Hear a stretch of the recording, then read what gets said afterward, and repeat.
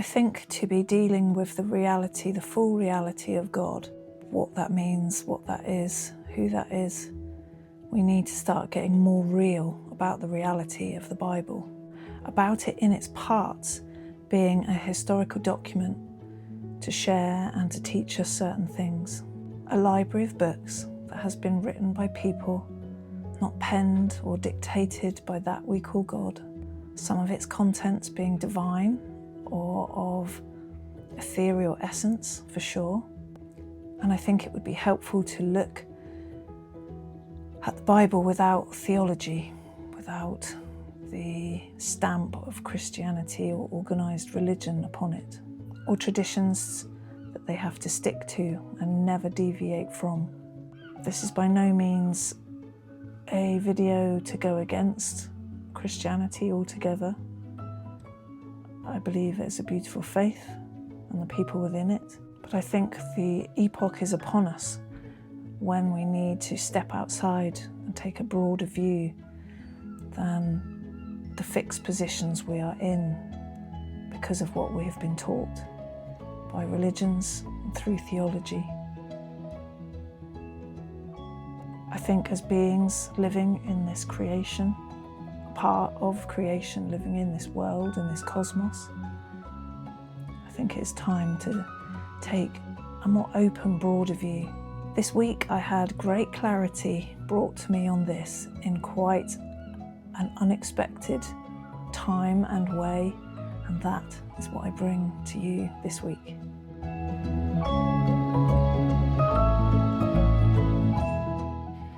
Hi, Reverend Grace here. Okay, so last week's video got some interesting responses, and I love that actually, because it means that people are really engaging, albeit it was a few comments sort of throwing Bible quotes at me, scripture, chapter and verse. Thank you for that. Also people, somebody saying, oh, it's blasphemy. Somebody saying that I'm being deceived, I'm living in deception. Please open, Jesus Christ, please open my eyes. Yeah, I think he's already doing that, and here we are. 3 or 4 or 5 videos in on this particular one. This is stuff I've covered before, but we're really drilling down to it into it in these videos. And somebody pointing out that I should really take seriously the responsibility of how, even if I just influence one person. Okay, so whilst I appreciate this concern, the reality that is opening up for me is one of a more crystalline understanding rather than this material world. I always talk about broadening your view. Yeah, and talking about crystalline, that might crystalline sort of more crystalline understanding, that is something that's going to sound very new age to those people. They're going to be thinking, oh crikey, she's really off her trolley and going against the word of God and who and what God is and all that sort of thing. But I don't think it's helpful either for us to be putting ourselves into these categories, to be trying to compartmentalise everything and people when we're trying to put people and information into certain boxes. I don't think that's helping us. So yeah, it did make me chuckle, and thank you. With deepest gratitude, I do put a like on every one of those comments. Please excuse that noise. A delivery driver's just come and he's making a right racket, but he will go soon. So this is how it is.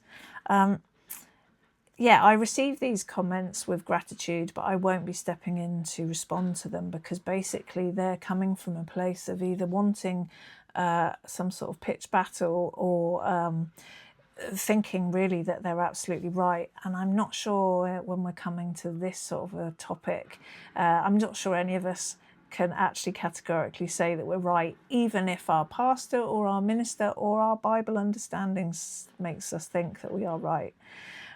Yeah, that's just something in itself. I'm always happy to chat to people, but I'm not going to start getting into chapter and verse. somebody actually said to me the other day, because I am very aware that I'm not very good at knowing my chapter and verse sort of scripture, and yet I'm a worship leader presently, and I do work in a church. But somebody actually said to me when I made that comment the other day, they said, I'm not sure that's really the point. It's actually, which surprised me actually, because they seem quite traditional. There are a lot of old people at the church where I am, and yeah, they said it is, you know, the fact that I can speak so freely and from the heart on scripture meant more to them, and they felt that that stood for more, and others then waded in and agreed, than me being able to chat, quote chapter and verse to them. So that was an interesting reflection that came up this week for me. So yeah, it's fruitless getting into those sort of wranglings with people. I'm not apologetic. I'm not I'm not somebody that's fully expert on all parts of the Bible, but I am learning that actually, because of my broad range of study, particularly into not just the Bible that we've been given as canonical, but also looking into non-canonical texts, which arguably back in the day you can call it Gnostic and then write it off as nonsense, but arguably back in the day they were texts that were as valid as and important and significant for the people of that time where the Bible was being written and Jesus lived and the Hebrews lived before Jesus, or before Jesus was living in this world, and all that sort of thing. So yeah, again, I don't think we can turn a blind eye to those things or put a wall up to them. I think it's all to be explored and attempted to be understood in that openness of learning and taking this broader view. So I suppose what I am opening an invitation to anyone watching my videos to, open up and look beyond maybe fixed points of view. Can you really know it all? Do you really know it all? Okay, you can feel that you do, but there's a lot more going on here than we think, and that is certainly what I've learned, whether you think I'm being deceived or otherwise. Now, whether it's something, again, this is going to sound very new age, whether it's because we're coming into the age of Aquarius, but this is an opening up of that is an age where, and it's written in the Bible itself that the stars were given to be signs and symbols, and certainly there is a lot more to astrology than just this little snippet of a thing that's about your love life or your work situation in the newspaper or the Sunday magazine that goes with your newspaper. So certainly holding a faith is a really beautiful thing. It's a wonderful thing. It was the one thing that when my granddad, bless him, he died last year, he was very nearly 100, very nearly. And I would quiz him about things, and, if there was any wisdom, Granddad, what would it be? And he said, you've got to have a faith. You've got to have a faith in something. And I said, when you're saying something, Granddad, are you meaning God? And he's like, yeah. But he appreciated that God meant different things to different people. So whilst he was a Christian, and he used to be a church goer, and he used to be a church warden, even he had that broader view and open mind and heart to the other faiths, instead of writing them off as being absolute nonsense. So yeah, maybe between him and my parents and my own nature, I guess, maybe that's where I get this from quite naturally. So yeah, I'm very mindful and careful in my learning. I don't just willy-nilly. I'm selective about where I learn and who I learn from. People that really appear to do the work. I don't mean that in a way that I'm just sort of being swayed willy-nilly by people. I really discernment is integrity, clarity, and discernment is a really key. It's the biggest thing. It's the biggest thing to exercise discernment, and I do that through mental thought, and I do that through sitting in prayer, in contemplative prayer.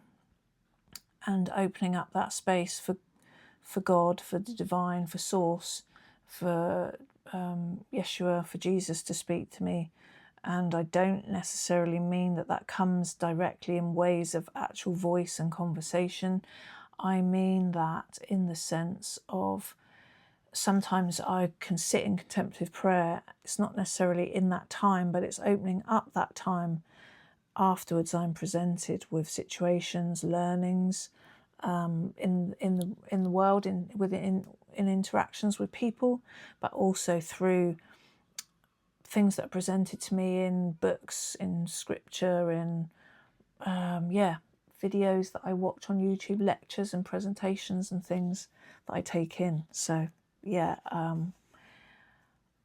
I find that, and that's not me looking for signs or whatever, that's me just like something will happen or something will be said to me or whatever. It just be a little comment, or like I say, a thing pops up in a book or a video and I'm like, oh, and I remember, oh yeah, that relates to that thing, and there's the answer to the question.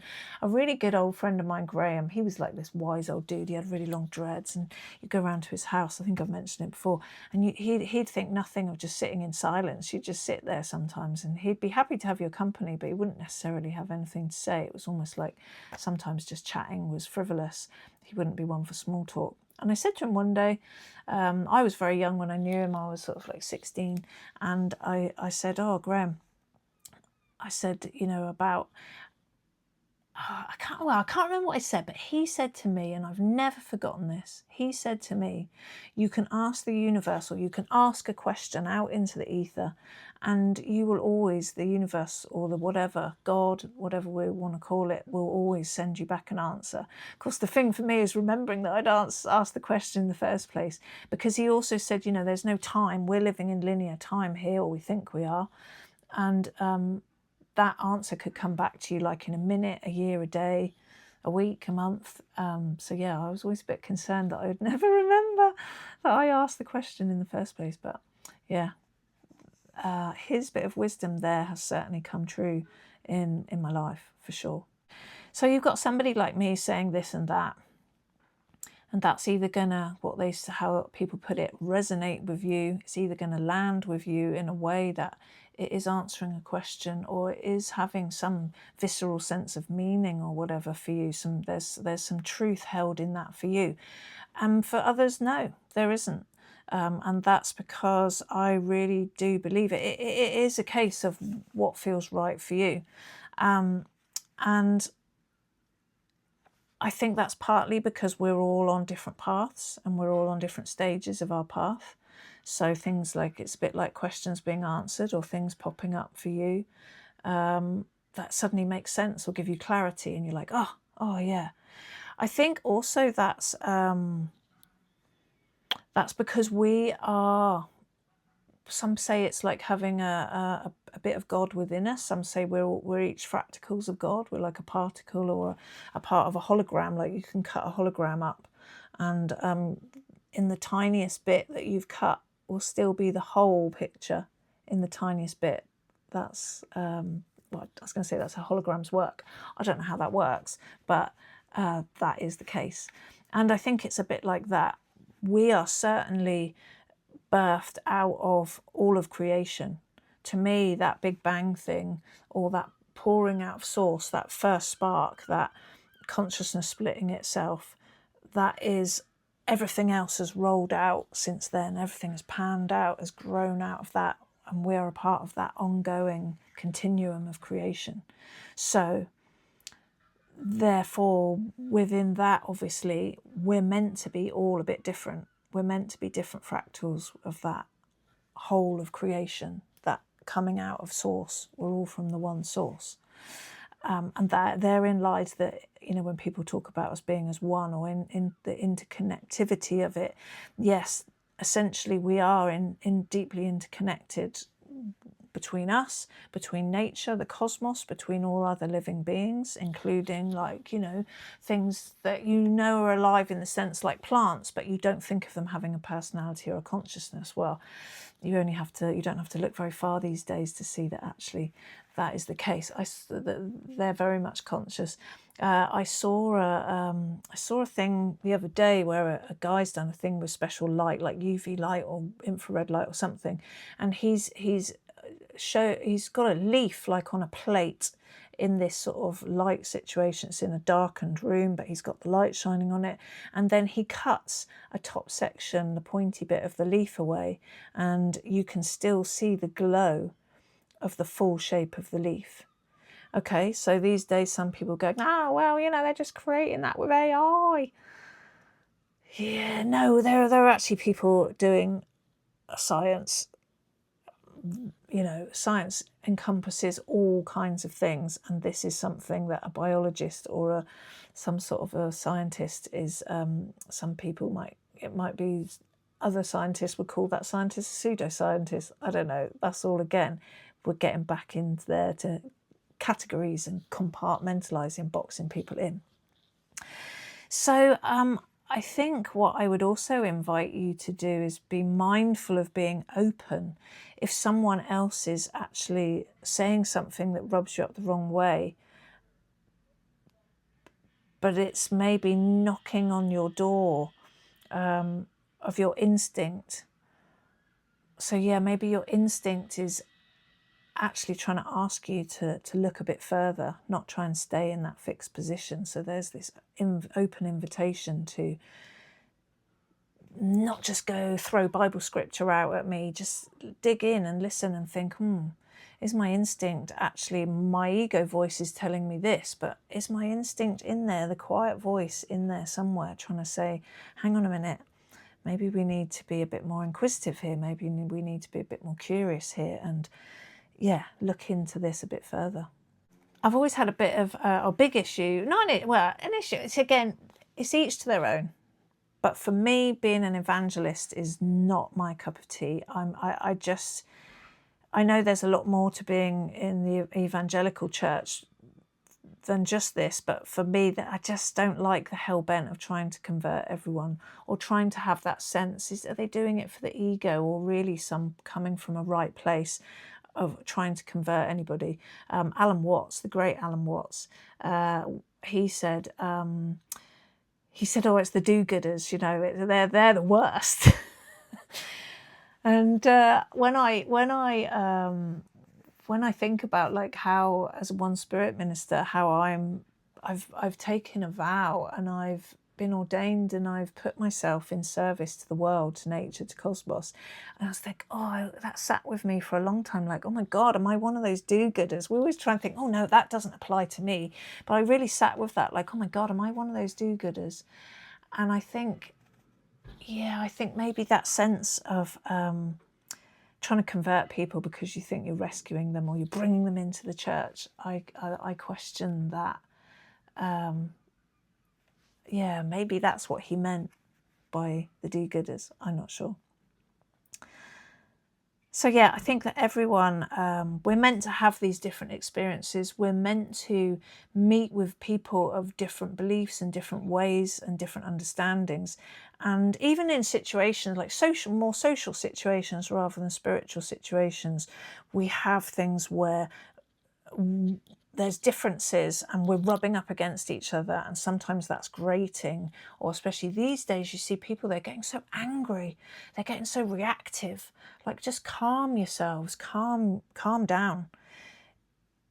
These differences are a beautiful richness. I'm not talking about the nonsense of the agenda of like the Labour government presently in the UK seem hell-bent on this sort of multicultural thing. There's more going on behind that than just people being welcoming and nice and looking after immigrants and all the rest of it. There's something other going on with that.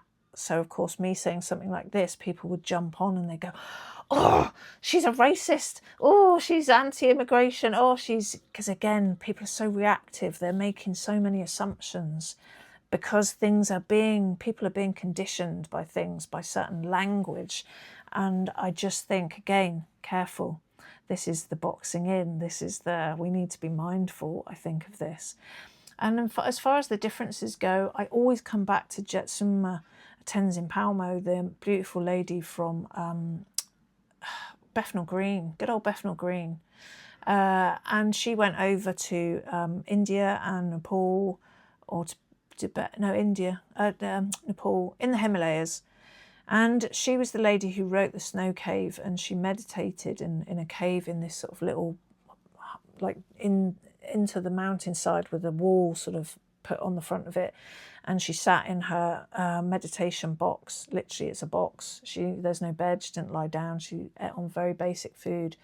And she meditated for the best part of 12 years to see, or not to prove, I'd say, but to see because if it was to prove, she would be exclaiming openly whether she succeeded or not. And she hasn't said that either way, I think, still to this day. But anyway, she, whether women could reach enlightenment, that was the point there. So she said, her Rinpoche said to her about, and I remember she's like rubbing up and down on her arm, and she said, when people rub you up the wrong way, and Rinpoche said, to make something smooth, when you want to make wood smooth, you have different grades of sandpaper, and you start with a really thick, grainy kind of wood of sandpaper, and you go down and down and down to a finer and finer and finer level, and eventually you have this beautifully smooth thing. And that's what these interactions with these people that aggravate us, that's what's happening there. We are being smoothed if we allow it, if we accept those rubbing up against each other, these jarring situations with some people, if we accept them and welcome them in as our blessings of learning. Yeah, that's something that's always stuck with me that she has said. So yeah, from last week's video, I would really like to state, I am never here intending to be a teacher. I am not ever claiming to be an expert. I'm somebody that kind of leads a bit of a monastic life, really. I serve at a church. I serve more broadly. I'm a celebrant doing funerals and some ceremonial work for people, for weddings, celebrations and grief and all kinds of things, whatever people need a ceremony for, to be able to help them over a threshold or celebrate a threshold in their lives, a marker point, a milestone. Then I do that as a job. That's my bread and butter, to earn money. And the rest of my life I literally spend in my family role as a mother. My daughter doesn't live at home anymore, but obviously I try to provide for her in different ways, and for my husband, running a home. And the rest of my life literally is prayer, looking after my physical body, my energetic body, and also learning, my study. So when I did the ministry course 2020 to the end of 2022, I studied really in earnest a year before that in preparation. And I have continued my study ever since. And that is in a really broad level. So literally, like every waking minute that I'm not doing something else, I'm reading a book, I'm listening to a lecture, I'm watching a presentation, I'm listening to a speaker. Literally, this has been my life for the last, so how long is that? 6-7 years now. Yeah. Theology, Bible, other sacred texts, Gnostic texts, history, ancient history, prehistory, sociology, philosophy, physics, metaphysics, esoteric things, really broad, and things like I had the opportunity presented to me to learn tarot. So I've gone and learnt some of that, and I'm still in the process of learning. That's a huge topic. I was presented with a lady I did some funerals for, and she's like, oh, I'm a Reiki master. Do you want to come on my Reiki workshop? And I had no intention of carrying on with that, but I've ended up going to level 2, and maybe one day I will go up to master. And I have another lady telling me, I have healing abilities, which beyond Reiki. So yeah, that's something that these things are presented to me and they open up, and then I go and learn them, and they're things that I can use for people and out in the world in general. Yeah. I think what I would describe it on, which is what many people are on, is a path of truth-seeking. I think that's where a lot of people are at right now. But all these things that I've been learning and studying and things that have been presented to me, they're so interrelated. But what I see, again, it's this compartmentalising. There are these scholars that you need to be this sort of scholar, academic scholar. You need to really have a focus right on honing right in a spotlight on your particular subject or the particular aspect of your wider subject. I appreciate that, but I have the real privilege and the joy of being able to cross study across the board. Cross study, is that a thing? Anyway, because I see their interrelatedness, and the same way that when I was on the ministry course learning about all the different faiths, because we're interfaith ministers, so we learn about all the different faiths. You can't learn everything in detail, but again, this is why I've had to continue my study, because they're all really broad, but even within there you see how interrelated it is. So yeah. So yeah, I'm not a teacher, and I feel really switched off. I'm very careful about, as I said, about who I learn from. I'm really switched off by people who, unless I think that they're really credible and there's something about them or they have a certain style of teaching, then I will take them as a teacher. Sometimes the things that I learn, it teaches me that actually that's the stuff that's not so valid, or people are coming from ego, or there's some gain or some agenda behind the content that they are putting out. And so I'm careful about that. I'm really careful about people that are, it's wonderful to see people that are really passionate and they're really digging into their topic, say on YouTube, and I guess the same as there's stuff on TikTok, which I haven't really got into, or I haven't got into at all. My daughter keeps saying, well, you should go on TikTok. Oh, it's just like, I have to keep some sense of not going too far, some sense of what I can cope with. But yeah, people are just thrusting their message, it's just the word thrusting, I think, yeah, that says it all, really. Really driving a point home. I prefer to just think, interesting, okay, yeah, and then that approach seems to lead on then to realizing a connection with something else that I do see some truth in, or I do really hold some interest in, or it keeps tweaking my interest and my instinct. And that leads to, I wonder what, I wonder if, I wonder. And then my whole life, since I was a very small child, I've been like, I wonder, all sorts of things. And that childlike, I've realised in these last few years, especially, that childlike wondering and curiosity has never left me. And I think that is, if I can inspire you with anything rather than trying to teach you something, then yeah, have that childlike curiosity, because it leads you through amazing pathways. It's, yeah, quite something. And then when it comes to these videos, I'm really careful about, I try to be measured and considered in what I say, in the things that I put together from this research, because this is really literally me. These videos actually are just sharings. That's what I would call them. Not everyone has the will or the wish to do the study, but they still want to know stuff. And I should just be a piece of that. Like I say, I watch a broad spectrum of speakers and voices and interests and people.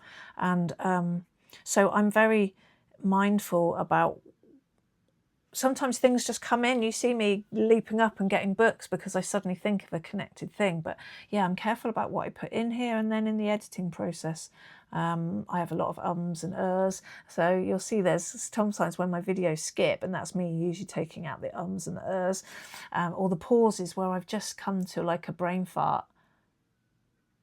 And then the brain kicks back in again. Well, you don't need to be seeing me gulping out of the window. So then sometimes that's why my videos seem to skip a little bit, because yeah, you don't need to. So I've tried to make it a little bit slick. But yeah, I'm careful what I put out.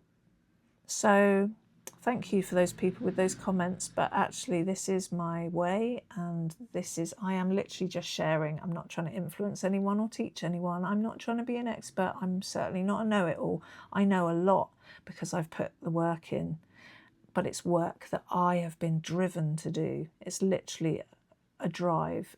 Some might say it's an obsession, but it means that and also this thing of me doing these videos in the first place, since my graduation from the course, since my ordination, it's not something I vowed to do. You never know how your ministry, how your serving is going to present itself. And this is because I'm not fully attached to a church in the same way. If I'd gone through, say, Church of England, Anglican theology college, and been ordained as a curate, deacon, minister, then as a deacon and minister, then a vicar,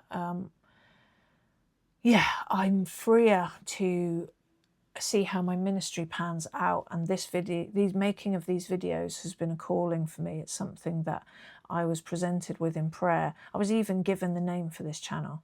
So, and the experiences I've had in my life, and specifically on that course and since that course, I'm not somebody after those experiences to question something like that. So here we are, for good or for bad, for you.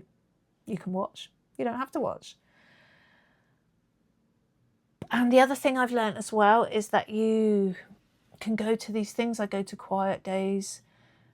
I go to all kinds of things. And sometimes you can sit for a whole day or a whole 2 hours or a whole weekend or week of a course or a workshop or a quiet day or a talk. And just one sentence, just some few words just land as a real golden nugget. So I do have a hope, I suppose, that there are golden nuggets within this for people. I want to give out something that is quality, of course that's subjective. Everyone has different opinions on what is quality for them, what is useful, what are the golden nuggets for them. So when I was on the ministry course, I'm on a part of the spectrum of dyslexia, and I am perfectly able to read. Sometimes my reading is great. I do find the more that I read, I am better at reading in the sense that there's a flow to it, and I struggle with focus and comprehension. So, and short-term memory. So I have to, sometimes it's really frustrating because I have to reread and reread to just, or I have to concentrate so hard. I literally do 2 pages and it burns me out. So you can imagine trying to get through all the books that I have. We can't even see half of them. I've got a whole thing here. I've got piles of books here. I now have piles of books mounting up everywhere. But a lot of them are more sort of, non-fiction. So they're a library source for me to dig into. But so when I did my study, a lot of it, some of it was reading, but some of it I went to the, what I would call now the God of YouTube. And yes, there are algorithms, and yes, you can put something in, and then it'll send you those things. So at the moment, I'm writing a book, or I've written a book in 2012, but it's a completely unrelated to spirituality and stuff like that. It's to do with a business that I created and I used to run. So I've been looking on YouTube for videos to do with self-publishing, authors, copyright, editing, this, that and the other. So of course YouTube that's what I search for, and that's what it throws me out. So it's interesting when the videos that are popping up that are outside of that are more to do with this sort of subject matter. Yeah, it's interesting. What I also found on the course is the videos that I looked at the thumbnail or the title and I thought, no, that's not for me, no interest. And then actually they would pop up again and again and be like, oh, right, I'll watch it. And then actually it would be like the most fascinating video ever, and it would drop me the golden nuggets and be like, oh, okay, I see now why I was meant to watch this. Thank you very much. Marvellous. Okay. So yeah, it's interesting what YouTube throws up. So the other day, this is a video that actually I'd put on like a watch later list or in my downloads or whatever, but I hadn't watched it. And that must have been some time ago, because I don't even remember seeing this video popped up, and I've obviously saved it for later. But anyway, it came back, and it was a video by Mauro Baglino. It's on the Fifth Kind channel, but it's by Mauro Baglino. And it's so I put the video out last Friday, and if you have to watch back, I'm not going to keep repeating myself on these videos, but in that video, and I think in the one before that as well, I put forward the thing that I've been contemplating and thinking about for a while now, something that popped into my my prayer and into my into my thinking in my own head. It wasn't something I'd heard anywhere else. That this whole thing of Yahweh and Jesus and God and Elyon being the Most High. And then I thought, like, oh, Elyon being more like a title than an actual just a one person, because so it looks like the Elohim, they call them the sons of God. So we just assume that means there's God. So there's Elyon because he's the Most High. And so there's these sons of God because they're called sons. And we know that sons and daughters are under the same dad. And so they're the Elohim that have come down to earth, created people, all the rest of it. This is tying in with the Anunnaki, which are, it's spelt differently. I'm reading Andrew Collins' book, and actually an older writing of Anunnaki, it was more like Anunnaki. It had a G in the middle of it. It's very similar, but yeah, anyway, we're now calling them Anunnaki. And this is all the same stuff that's in their amazing reliefs and their tablets of cuneiform that are being translated, telling us the same story that basically is in the Bible, but we're not seeing it in the Bible because Christianity and the theology of all of that organised religion has taught us down through the ages, down through the churches, the church fathers down to now. The vicars are still teaching us because they're given selected readings to do by the lectionary, which is basically the sort of timetable of the year and what gets put out from segments of the Bible on each particular Sunday, according to the festivals or the special days.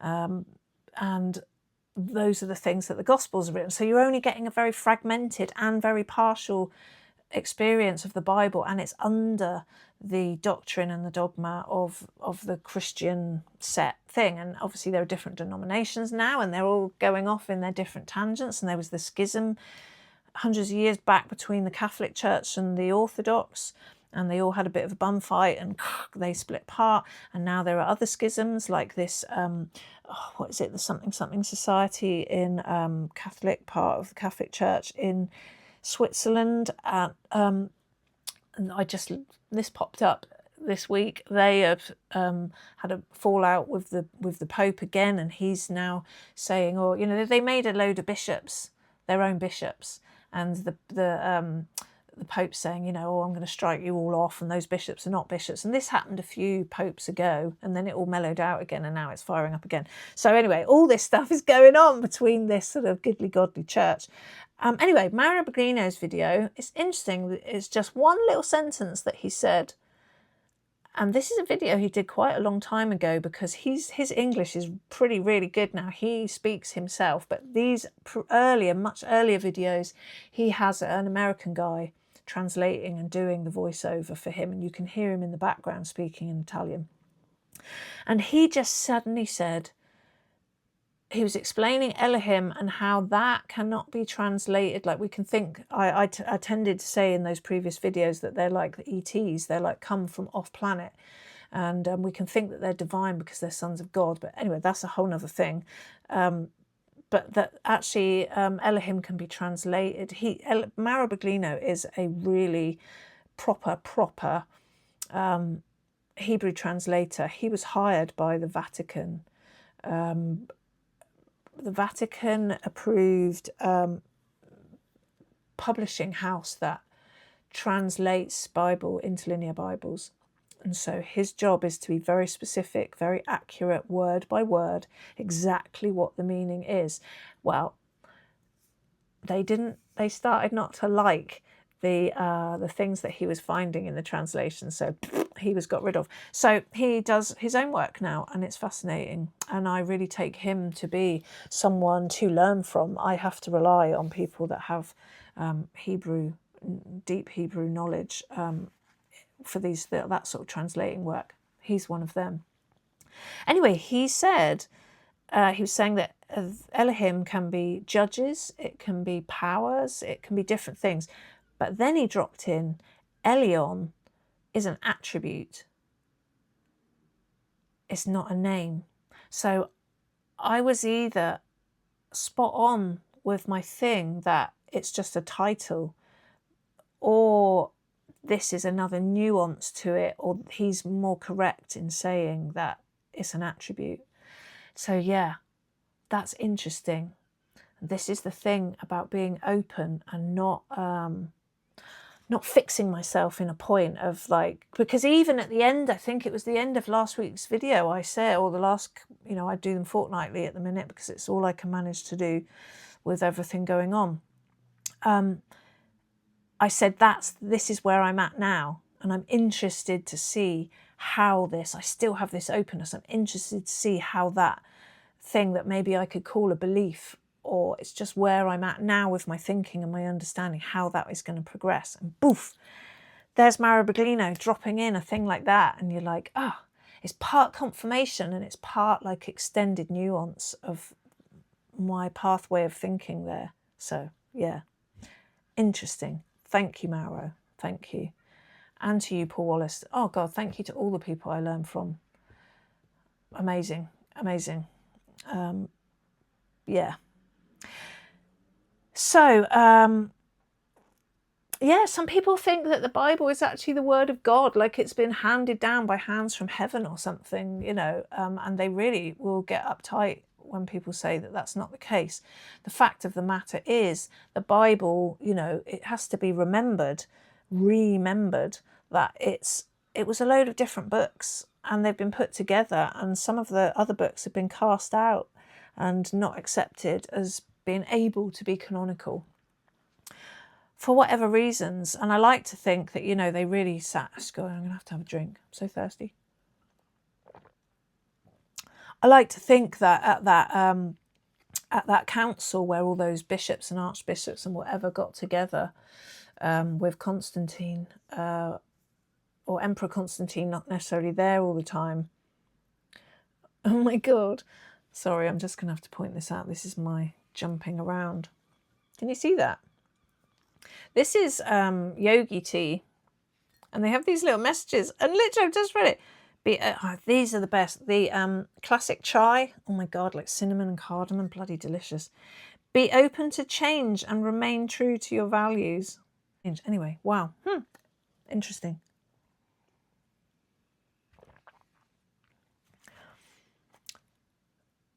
Where was I? See, this is what happens when you jump. Okay, so. Oh, yeah, I like to think that they were really in that council with Emperor Constantine, bearing down on them to make decisions and all the rest of it, to bring some clarity to it all. I like to think that wasn't a bum fight, but apparently there's diary evidence or something that they actually got physical with each other. And yeah, but I guess, yeah, human nature is human nature. This is the way of it, isn't it? We're no different to anyone else really in that respect. So there you go. Some people obviously think that the Bible is just a load of old guff. Fair dues. We're all different. That's fine. They think that it carries no weight, it's of no use. I think the Bible is actually, for all it's being put together by humans and being written by humans, we'll come to the thing of like God's master plan or divine influence over these writings. Some people say, it's divinely inspired. These people that were penning the word, they were divinely inspired. Yeah, I think people take that, I certainly took that to be quite direct when someone makes that statement, that they literally, like, God is speaking through them and they are writing with their pen. I think there's a different kind of influence going on, and that's the crux of this video, and we'll circle back to that. But in the whole thing of the Bible, some people that are really into the Bible and they're really into Yeshua and Jesus, they think that the Bible is all allegorical. Bill Donahue used to go on about this, bless his heart. Big love for Bill Donahue and his wife June. Yeah, there's certainly, it's multi-layered. The way I see it, the Bible is multi-layered, absolutely.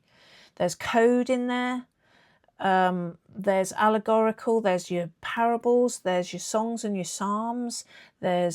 I also really think, and I've held this since I was a child, I've wavered on it, I've shifted from one side to the other, but I'm back for a long time now really thinking that a lot of this is historical.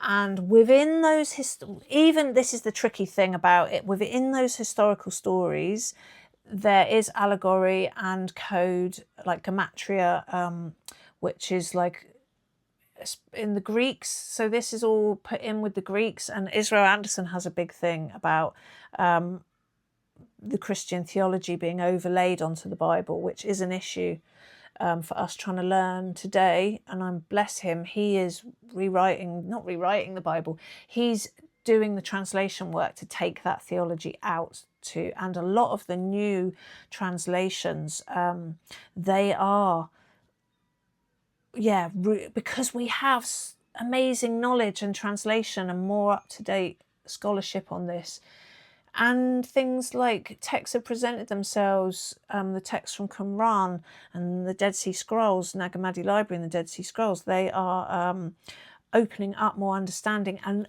more much older texts, so we can compare and see what something that could be deemed more original, rather having this Christian church overlay put on top of it, which is really interesting.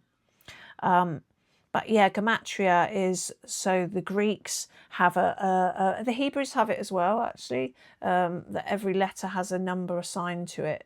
So yeah, there's interesting codes. There's also a really interesting thing, and this is again something I saw ages ago. Let's get the whiteboard out for this one. Oh, let's have blue today, shall we? Let's have blue. Okay, piles of books. Let's get rid of them. So, this fascinated me. I mean, I love numbers as well. I really love numbers. But basically, so you've got your Bible, and somebody has done the work, bless their hearts, to find out the exact centre point of the Bible. And this is going, I think someone's done this in the King James Version, which some would argue, oh, you know, that's not a true version and all the rest of it. But interestingly, regardless of the translation, yeah, let's stick with the King. Well, it's done on the King James, so we have to stick with that for this example. But basically, the central verse is Psalm 118. Hang on a minute, I've written it down. Where's my notes? Because I knew I'd cock the numbers up. I've done a video screen record, so I'll put that in a minute. But basically, I was right. I have written it down right. It is 8. And the short that I saw ages and ages ago, which I've managed to find either that one or something similar.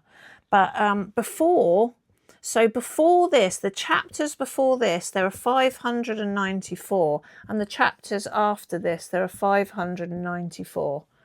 And if you add 594, you times it by 2, you get 1,118. Oh, the middle letter is hey. Is hey or hey. I'm not sure that how you say it phonetically, but it's hey. And that is conveying the idea of revelation, also behold and spirit. So the verse that is in the middle of the Bible says, it is better to put your trust in the Lord than to put your confidence in man. Now, this word trust, actually, again, when I'm saying about more modern translations, which are actually better translations, it's an improved word of saying to make God your refuge. So it would be to take refuge. So instead of to say to put your trust in, you would say it's better to take refuge in the Lord than to put your confidence in man. And the middle word of those few words is Adonai. Now I can't remember if that's 2 D's or 1 D. Anyway, Adonai. And Adonai is Lord, and Lord as in Jesus Christ. And then you could say, oh well, how is it pointing to it being Jesus Christ when the Psalms are in the Old Testament? Yeah. Again, this is a far broader thing we're opening up here that we're not getting into now. But basically, Jesus has been around for a longer time than the New Testament times. And that is in the sense that we have to imagine, it helps me to imagine or to understand from what I've learned that I think now, or I understand now, I think I have an understanding that I imagine him coming as an avatar, like there's a spirit, like it's like a thing that fills a man. So there's Krishna, there's Buddha, original, I can't say it, Buddha, the first Buddha, arguably the first Buddha, the famous one, and Jesus, and maybe there are other more. Maybe Saint Germain is another one, or anyway. Again, back in my other videos, we're covering this sort of a thing, but yeah. On this planet, as we know him, as Jesus, it's New Testament stuff. You got your BC and your AD, and he arrived then to us, to our knowing now. But he's been actually around like as long as creation of this planet and potentially before. But yeah, you have to go back through my other videos to have an understanding of that. And I will pop that clip in here that really sums this up of the video that I watched, because it's really interesting and it's just a little add-on. In Hebrew, the word for life is chai, spelled chet yud. Chet in Hebrew has a numeric value of 8. Yud has a numeric value of 10. 8 plus 10 is 18. To Jewish people, 18 is a lucky number. It means something to them because it has the numeric value of the word for life. When Jewish people drink a toast, they say, L'chaim, to life. Now, look at Psalm 118, verse 8. Do you see? 18 inside 18. Life within life. As believers in Jesus, our lives are hidden in him. Colossians chapter 3, verses 2 and 3 say, Set your mind on things above, not on things that are on earth, for you have died, and your life is hidden with Christ in God. Over and over in the Bible, we are told that we are in Jesus, in Christ, in the Beloved. That is how we are to see ourselves. Not just looking to Jesus, not just believing in Jesus. We are doing those things, but it is deeper than that. It is more intimate than that. We are in him. Okay, so the crux of this video, we're an hour in, but anyway, this is how it is today, because this is what's needed to be covered. So I have this old friend John. I think I've mentioned him before. John is 91 now. If he's not 91, he's very nearly 91. He might be about to turn 91.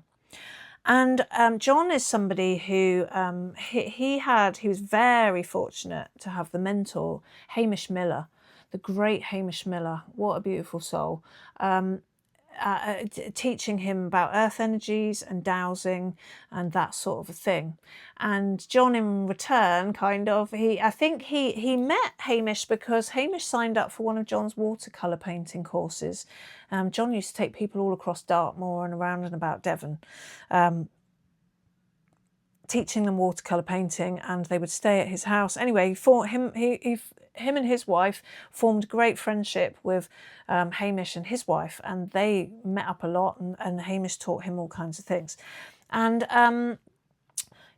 so he is now teaching me about dowsing and all sorts of things, and he loves it when I come round, and I love going to his, because as he said to me the other day, he said, I love it when you come round, because I can finally have a sensible conversation with somebody that I can't have with anyone else.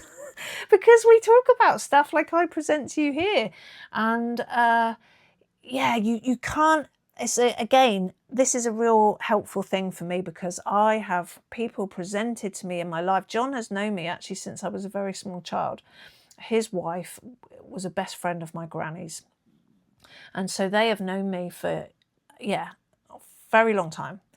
And it's interesting how he's popped up in my life, and suddenly he's not just this painting, horse riding ex-army officer guy who's quite straight-laced and the rest of it. Now I'm coming to understand all kinds of things about life and the cosmos and planet Earth and things through him. It's fantastic. And me and him are... So, this is another thing. It's not being insular in your study. It's being able to have people that you can have conversations and shared ideas with. That's not a sort of, smoke a joint and get pissed and have a long, weighty sort of, student time kind of conversation. It's actually really being able to, dig deep into these things and have an exchange of idea through face-to-face conversation. It's fascinating. And he too has a massive library, and he presents me with things. Anyway, when I went to see him the other day, he had remembered that I'd asked him previously about ley lines, and about, how do they fit into things? There's so many people that say ley lines are a load of old bollocks. They might understand energy lines or not understand them, but accept that they're real. But what is this ley line stuff? And there's another guy, he's funny, I watch him. He's really into like canals, or he was, but his videos go all around ancient sites and stuff now. And he's really, he really looks into his stuff, and he does lovely videos. I can't remember his name, I have to put it here. And I like his videos. But he did a fun one on ley lines, and he at the start of the video, he said, I've found a ley line of my very own. Anyway, at the end, and he goes and speaks to people about ley lines. And then at the end of the thing, which is quite enlightening, I'm not sure he was entirely convinced, but at the end of it, he showed the map that he'd done on Google Maps. And it was basically, he'd lined up a load of Greg's bakeries.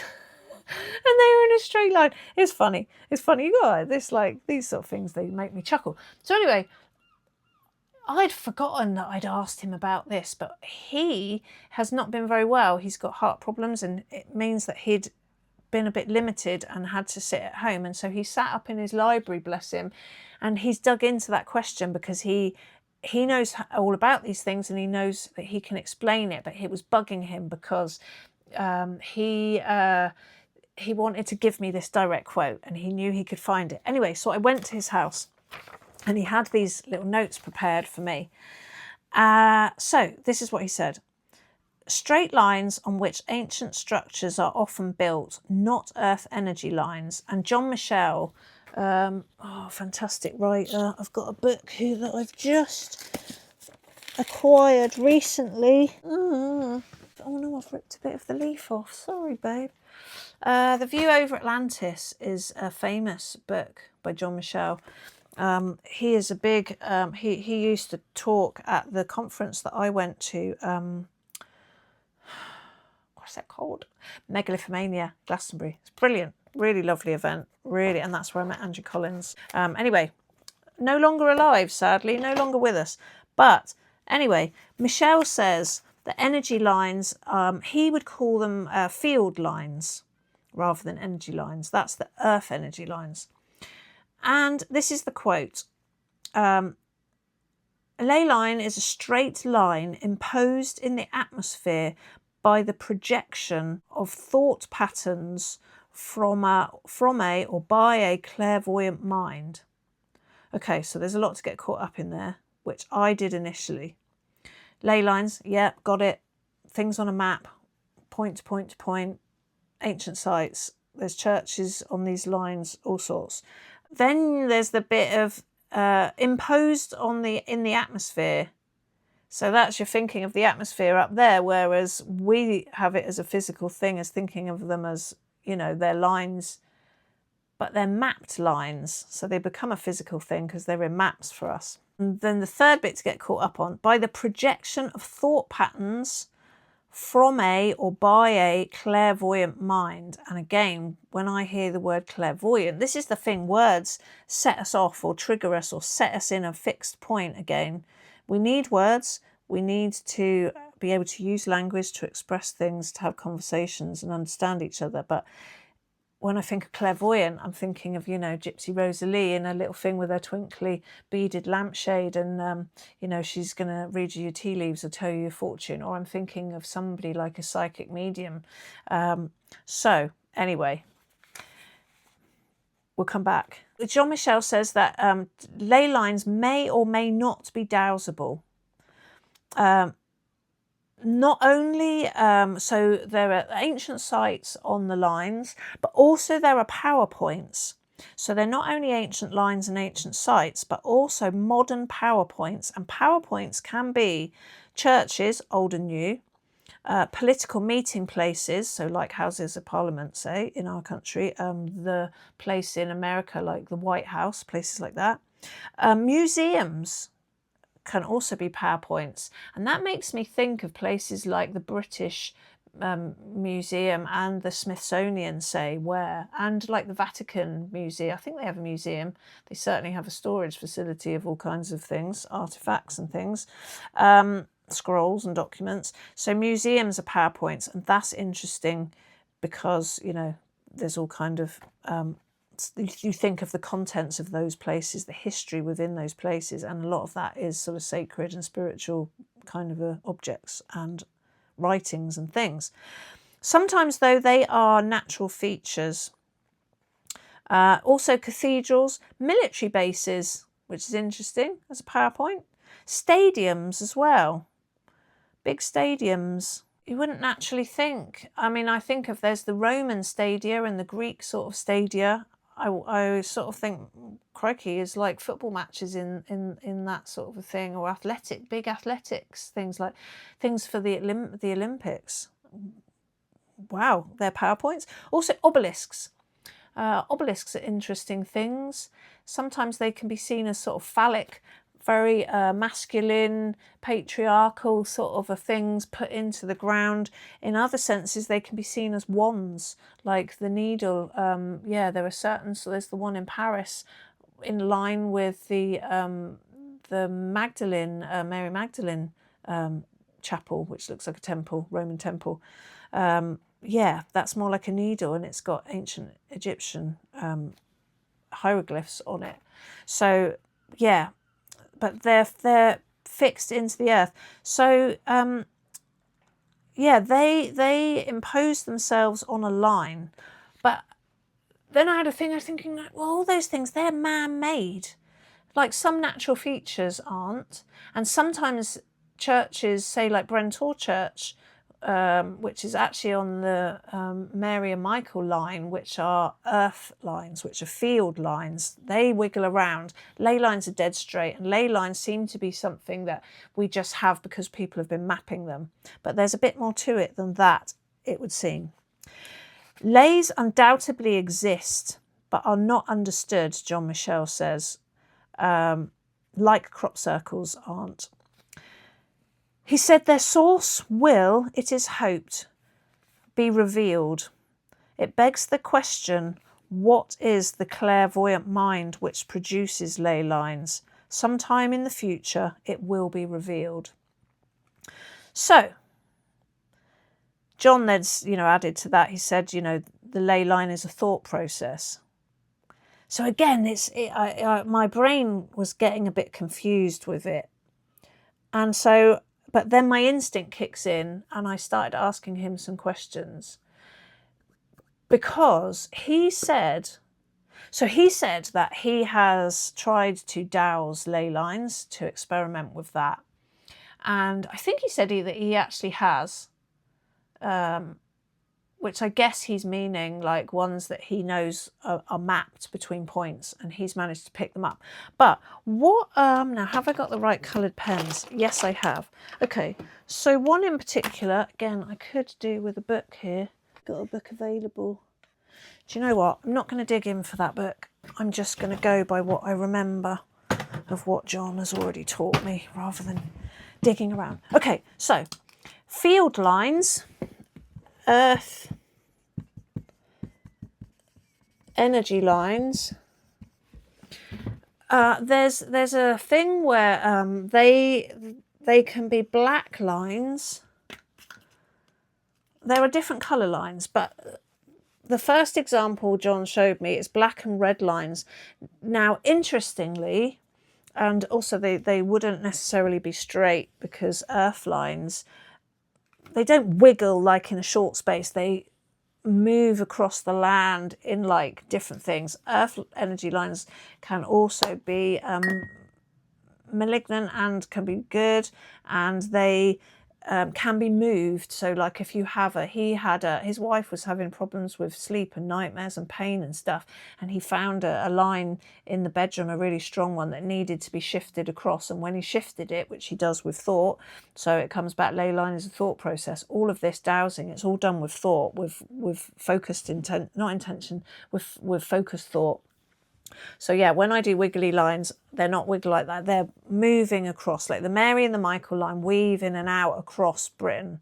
And from, well, I guess they go around the world. They must go around the world, actually. It would make sense that they would loop the entire world. But we know that from St. Michael, Mont Saint Michel and St. Michael's Mount, and it goes up through around Brental Church. They come through Glastonbury, and the Mary line, definitely they wiggle around in the abbey there, which would definitely, that abbey would be a power point, and albeit man-made, it's still a power point. And the Mary line comes up through the right hand side or the left hand side of the right yew tree when you're in the Chalicewell Garden. So anyway, interestingly as well, John told me that the not Neanderthals, what are they called? The native peoples, the indigenous peoples. So I guess he's talking Native American Indians, he's talking Aboriginals, he's talking different tribes across Africa, the people that live on the land and know the land, and they have a deep, very deep connection with the earth. They too have this black or red line thing. So anyway, so when John's out, say on Dartmoor, and he's not anymore because his legs aren't so good, but when he was out on Dartmoor and he would be trying to track energy lines and pinpoint them going in and out of, say they have these things, I can't remember what they're called, they're like two lines of granite stones that have been put there on purpose. Oh, there's a name for that, I can't think what it is.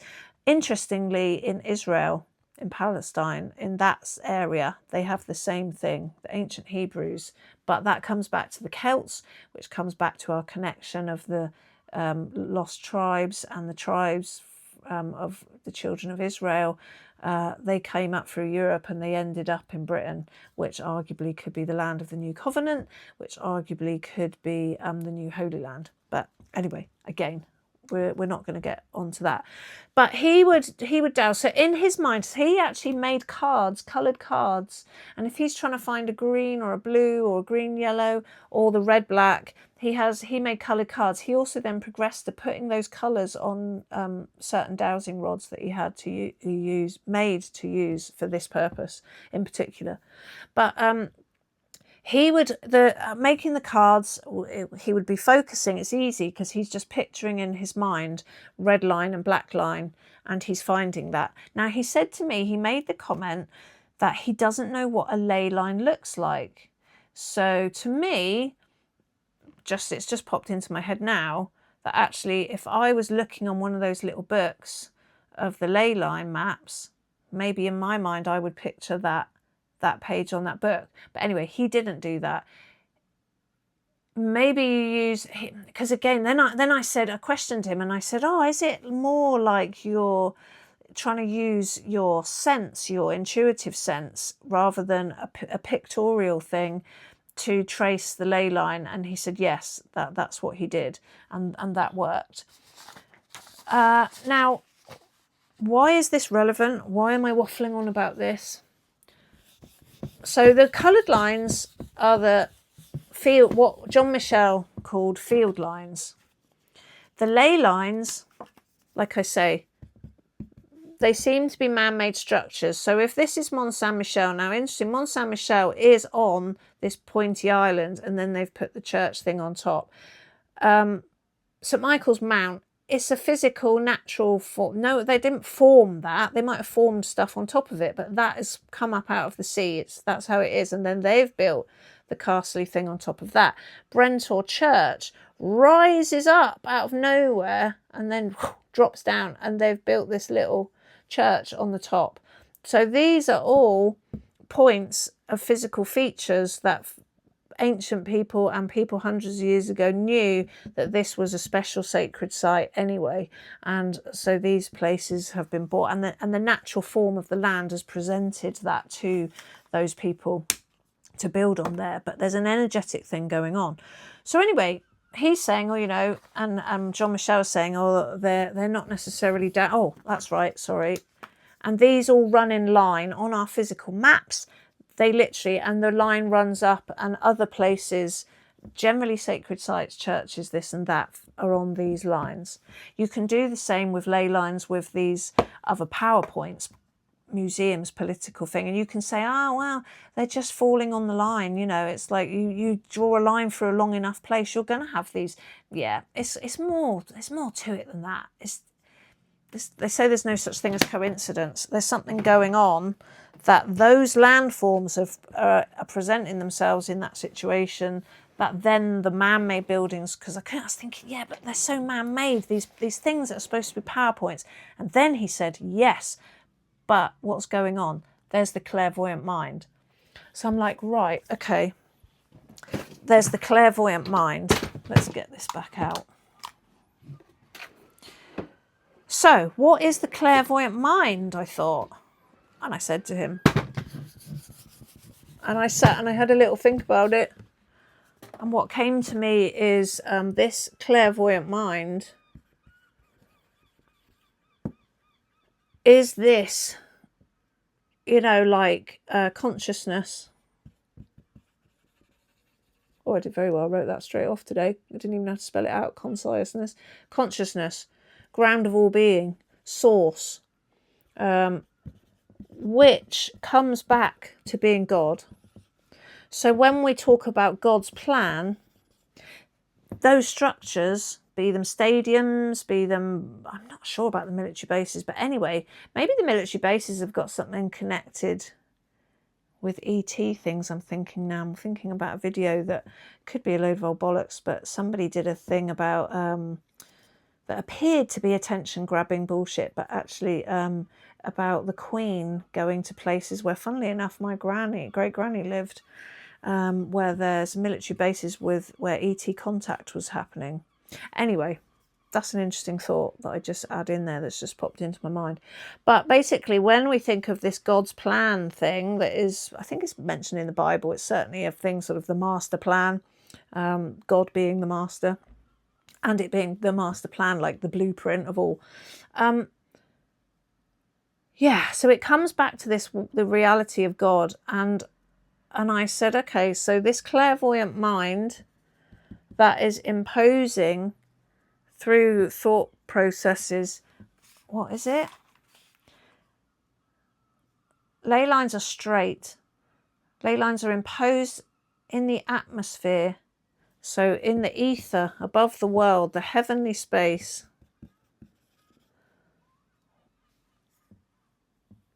They are being imposed in the atmosphere by the projection of the thought patterns from a or by a, I'm not sure what he said, but I've written both here, clairvoyant mind. Now, if we think of consciousness as mind, and we think, clairvoyant mind, it's this thing, it's clairvoyant. You're getting it from somewhere else. You're in tune with spirit, or you're in tune with this consciousness, this ground of all being.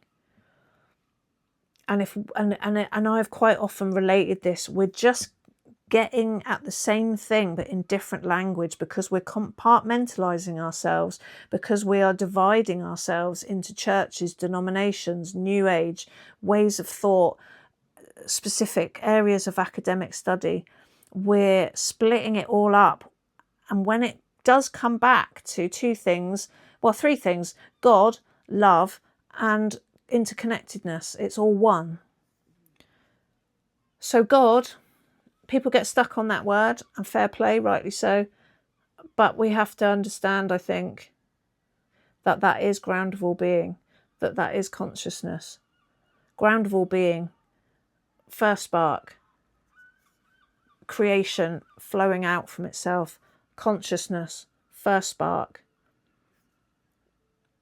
This thing that animates us, this thing that pops thoughts into my mind, this thing that imposes thought patterns that are creating PowerPoints which form ley lines.